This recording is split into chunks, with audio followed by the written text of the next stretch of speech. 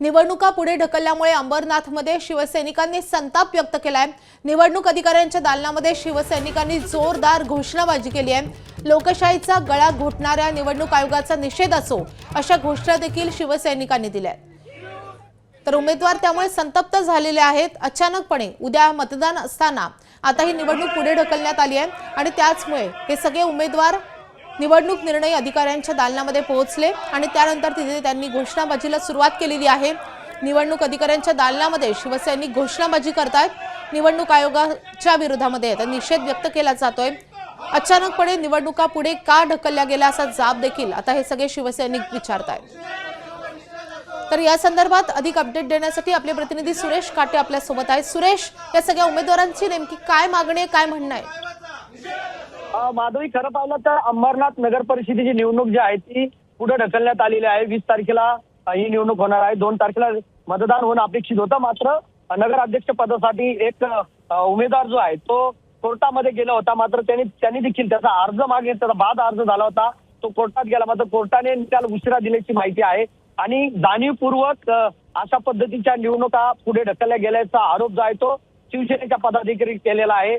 कुठेतरी राजकीय वजन वापरून अशा पद्धतीचा दबाव तंत्र वापरण्यात येत असल्याचा आरोप देखील शिवसेनेच्या जिल्हा प्रमुखांनी केलेला आहे। त्यामुळे या ठिकाणी निवडणूक अधिकाऱ्यांच्या दालनामध्ये मोठ्या प्रमाणात शिवसैनिकांनी घोषणाबाजी करत या निवडणूक अधिकाऱ्यांचा निषेध देखील व्यक्त केलेला आहे। त्यामुळे कुठेतरी राजकीय दबाव वापरून या निवडणुका पुढे ढकलण्यात आल्याचा आरोप त्यांनी केलेला आहे आणि कुठेतरी संबंधित जे राजकीय मंडळी आहेत ते या निवडणुकीला घाबरले आहेत असा देखील त्यांनी आरोप केलेला आहे। त्यामुळे हा मोठा गोंधळ जो आहे नगर परिषदेमध्ये आपल्याला पाहायला मिळाला आहे। माधवी, सुरेश, पण हे कुठल्या शिवसेनेचे कार्यकर्ते पदाधिकारी होते आणि अंबरनाथमध्ये कशा रीतीनं निवडणूक होतीये, कोणाच्या विरोधात कोण लढतंय?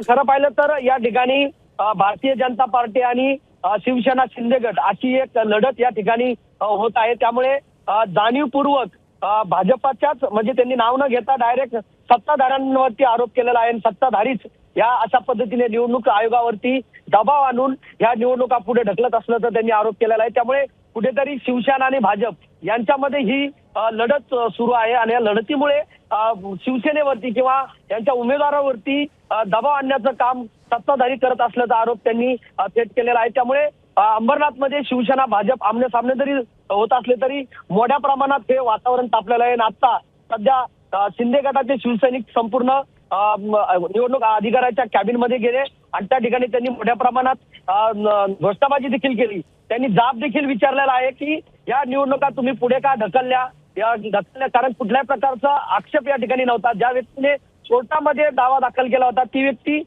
या निवडणूक प्रक्रियेमध्ये देखील नसताना तुम्ही ही निवडणूक जाणीवपूर्वक पुढे ढकलताय।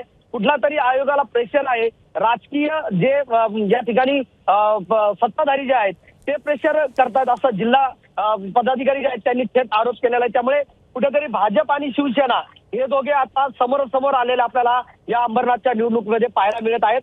कारण की ही चुरशीची लढत आपल्याला या ठिकाणी पाहायला मिळणार। त्यामुळे आता 20 तारखेला ही निवडणूक होत असल्यामुळे सर्व पदाधिकाऱ्यांचं काम देखील वाढलेलं आहे।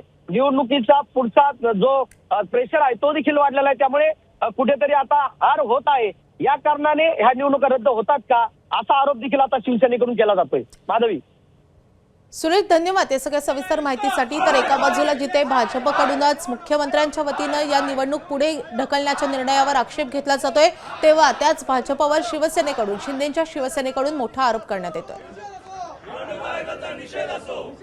चांगल्या वातावरणामध्ये निवडणूक प्रक्रिया सुरू होती। जे काही खोटं कारण दाखवलं जात आहे कोर्टाच्या बाबतीमध्ये की उमेदवारांना माघार घेण्यासाठी पूर्ण 3 दिवस मिळाले नाहीत, हे संपूर्ण खोटं आहे।